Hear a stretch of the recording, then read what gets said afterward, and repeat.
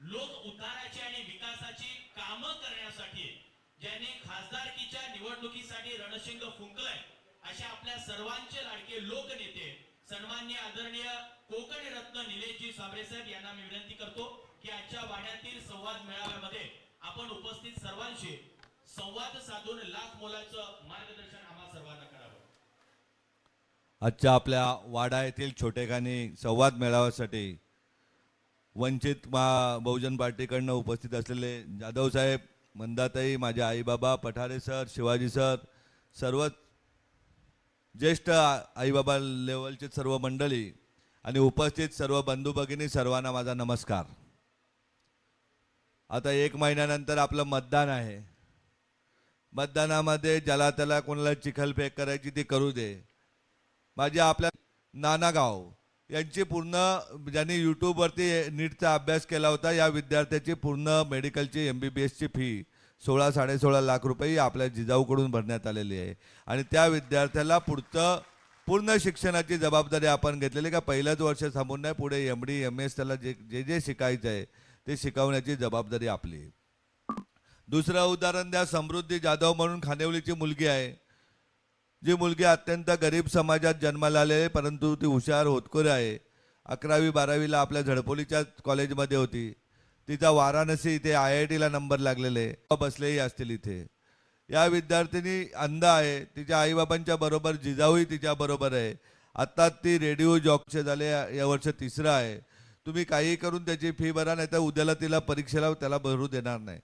त्या प्रवासामध्ये आम्ही, महेंद्र ठाकरे माझ्या बरोबर होते, प्रवासामध्ये आम्ही पैशाची अरेंजमेंट केली आणि 5 लाख फॉरेस्टमध्ये आता तर झालेल्या रिझल्टमध्ये 2 लागलेले आहेत, MSF मध्ये 16 लागलेले आहेत, SRPF मध्ये 4 लागलेले आहेत, आर्मीमध्ये 2, असे 60 विद्यार्थ्यांना आपण आपल्या जिजाऊ मार्फत या वाडा तालुक्यातील विद्यार्थ्यांना नोकऱ्या दिलेल्या आहेत।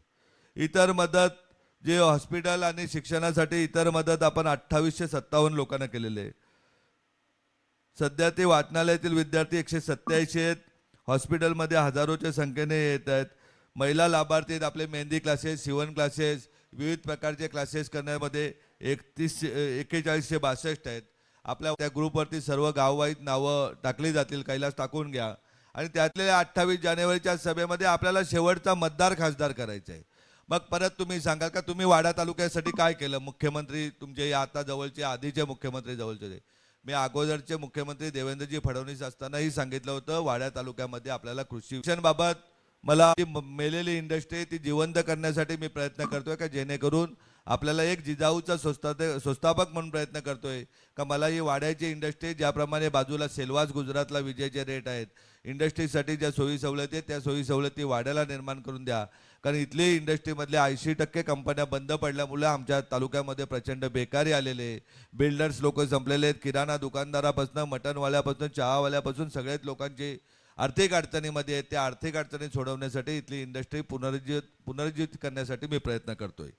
त्याचबरोबर वाडा तालुका MMID मध्ये घेण्यासाठी दोन्ही मुख्य कुठेतरी पाणी मुरतंय, त्यामुळे वाडा MMID होत नसेल, परंतु ती वाडा MMID मध्ये आपण घेऊ।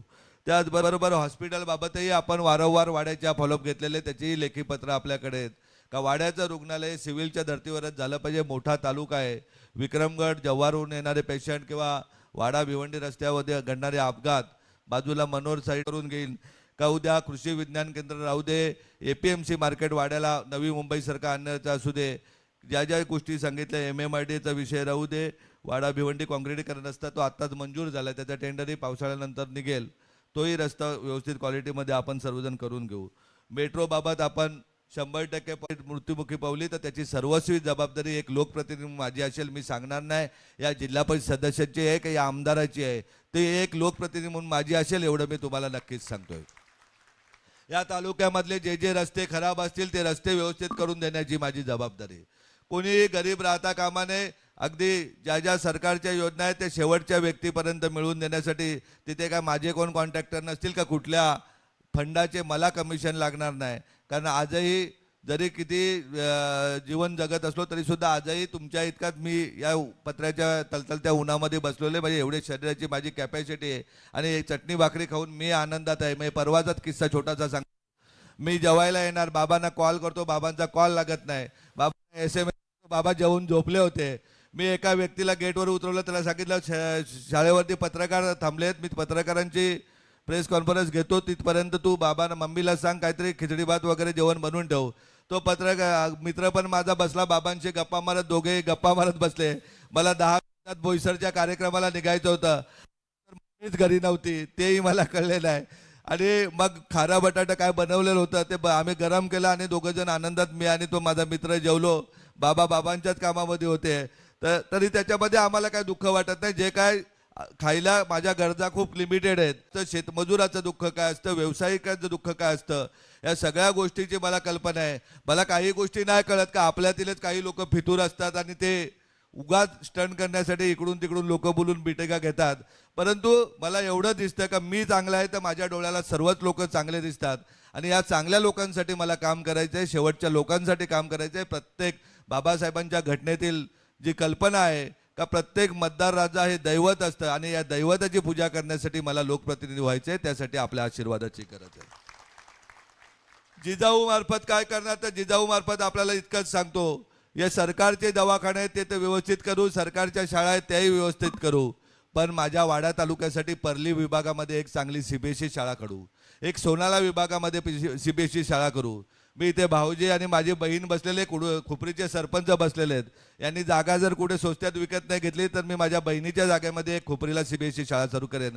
परंतु आपल्या मुलांना शिक्षण देण्याचं काम मी करेन. बाकी खानिवली पट्ट्यापासून किंवा गोरा भागातले विद्यार्थी तर झडपोलीला येतात, परंतु वाड्याच्या कानाकोपऱ्यातील विद्यार्थी ज्याप्रमाणे माझी मुलं शिकली, आपल्या सर्वांची मुलं शिकली, त्याप्रमाणे गोरगरिबाचा मुलगा ज्याला आईवडील नसेल त्याचाही मुलगा चांगला सीबीएसईचं शिक्षण घेऊन त्यांनी स्वप्न पाहिले पाहिजेत. दादांनो तायांनो, स्वप्न आपली खूप मोठी आहेत. एक चिन्मय पाटील आणि एक हेमंता पाटील आपले 2 UPSC झाल्यानंतर किंवा एक तिसरे GST डेप्युटी कमिशनर झालेले आपले बंधू आहेत.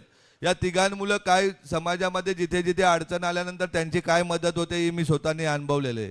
तर अशा उच्च प्रशासनामध्ये आपल्याला आपल्यातील लोक केली पाहिजेत. चिन्मय पाटील सर हे देशामध्ये 39 वेळ आले, तर देशामध्ये पहिल्या 10 मध्ये येणारे विद्यार्थी आपल्याला या मातीतून घडवायचे आहेत. तो कुठल्या जातीचा आहे, कुठल्या धर्माचा आहे, त्यापेक्षा त्याला सीबीएसईचं चांगलं शिक्षण देऊन त्याच्या डोक्यामध्ये स्वप्न घालून ती स्वप्न पूर्ण करण्यासाठी त्याच्याबरोबर आपल्याला राहायचं आहे. या जगामध्ये कुठलीही गोष्ट अशक्य नाही. मग त्यांनी काय सांगितलं मला माहिती नाही, पण मी 3च उदाहरणं सर्वांना सांगत असतो. तुम्ही आम्ही प्रत्येकजण, मी शेतकऱ्याचा मुलगा, मी शेतमजुराचा मुलगा, मी गरीब, मी ड्रायव्हरचा मुलगा, मी किल्नरचा मुलगा, मी घरकाम करणाऱ्या बाईची मुलं, मी कसं शिक्षण घेणार.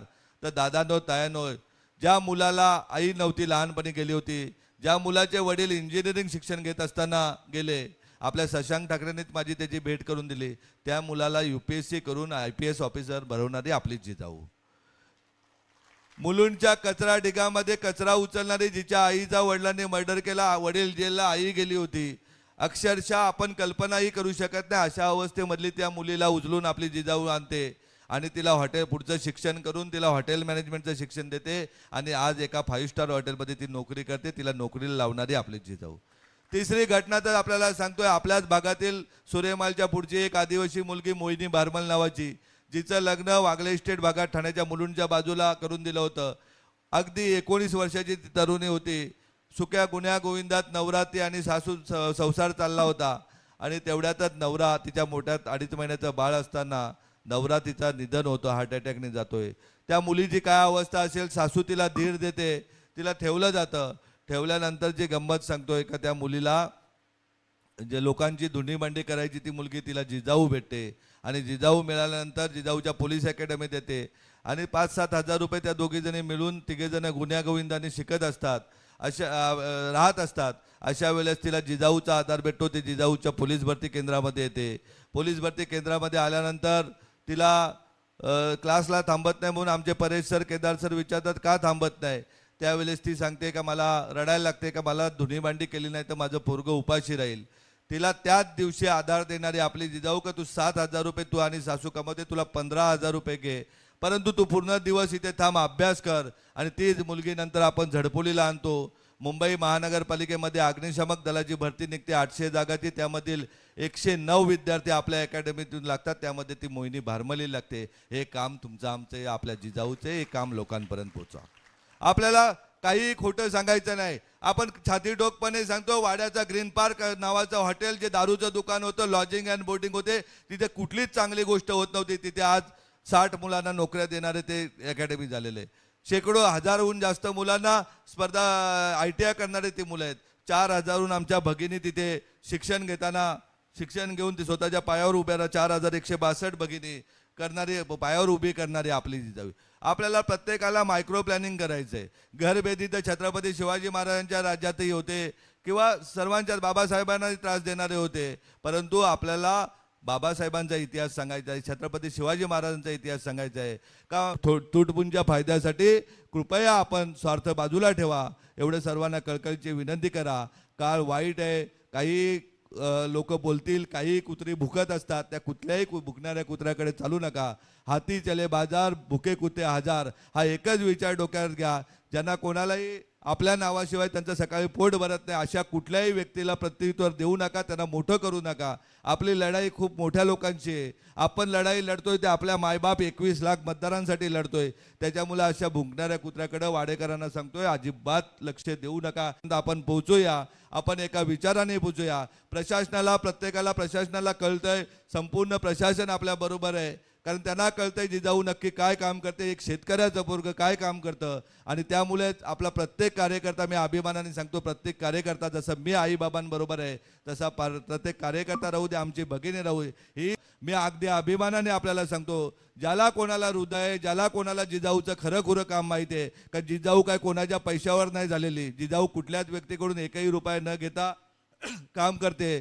ज्याला कोणाला हृदय, ते 21 लाख मतदारापर्यंत आपण पोहोचा. ज्याला हृदय तो 100% निलेश सांबरेला मतदान करणार आहे. तुम्ही फक्त जिजाऊचं कार्य आपलं तिथपर्यंत पोहोचा एवढी विनंती करतो. आणि वाड्यामधून किमान मला 60,000 मतांची मिळाले पाहिजेत अशा प्रकारची अपेक्षा आहे. त्यासाठी आपण कुपोषणाने बालमृत्यू होतात. रेल्वेची परिस्थिती बघाल तर एकही लोकल न वाढल्याने शहरीकरण बदलापूर राहू दे, आसनगाव राहू दे, कसारा राहू दे, प्रचंड वाशिन राहू दे वाढलेले. आणि अगदी कोमून लोक त्या आमच्या भगिनी राहू दे, बांधव राहू दे, त्या ट्रेननी प्रवास करतात. या सर्व थांबवायचं असेल तर आपल्याला एक चांगला लोकप्रतिनिधी, चांगला कार्यकर्ता आपल्याला द्यायचा आहे. आणि तो माझ्या रूपाने नक्कीच तुम्हाला सांगतो का देशाला अभिमान वाटेल अशा प्रकारचं काम तुम्हाला माझ्या आई वडील आणि सर्व वडीलधारी आणि सर्व भगिनींसमोर शब्द देतो. आणि नक्कीच तसं काम मी करेन. एवढं बोलून मी थांबतो. जय हिंद, जय महाराष्ट्र, जय भीम. धन्यवाद साहेब. नक्कीच हाती चले बाजार और कुत्ते भुके हजार ह्या गोष्टीला आपण अनुसरून जे काही मार्गदर्शन या ठिकाणी केलं की बरेच मंडळी भुंकणारे असतील, पण आपलं जिजाऊचं काम हे हत्तीसारखं विशाल आहे आणि ते आपल्याला पुढं करत जायचं आहे. या मतदारसंघाचा विकास असेल, वाड्याचा विकास असेल, सगळ्या गोष्टी आपल्याला अंमलात आणायच्या आहेत. आणि मी नक्कीच आपलं मनापासून धन्यवाद व्यक्त करतो की आजच्या संवाद मेळाव्यामध्ये आपण उपस्थित राहून आम्हा सगळ्यांना महत्त्वाचं मार्गदर्शन केलं, आम्हा सर्वांशी संवाद साधला. एकदा जोरदार आपण सर्वांनी घोषणा द्यायची, सांबरे साहेब तुम मागे बढ़ो, सांबरे साहेब तुम मागे बढ़ो. जिजाऊ संघटनेचा ती मगाशी मूठ परत एकदा एकत्र करा. जिजाऊ संघटनेचा सगळ्या जाती धर्माची मूठ सगळे एक या आणि जिजाऊ संघटनेचा. सांबरे साहेब तुम मागे बढ़ो. धन्यवाद. धन्यवाद. तदनंतर आपण या ठिकाणी पदनियुक्ती कार्यक्रम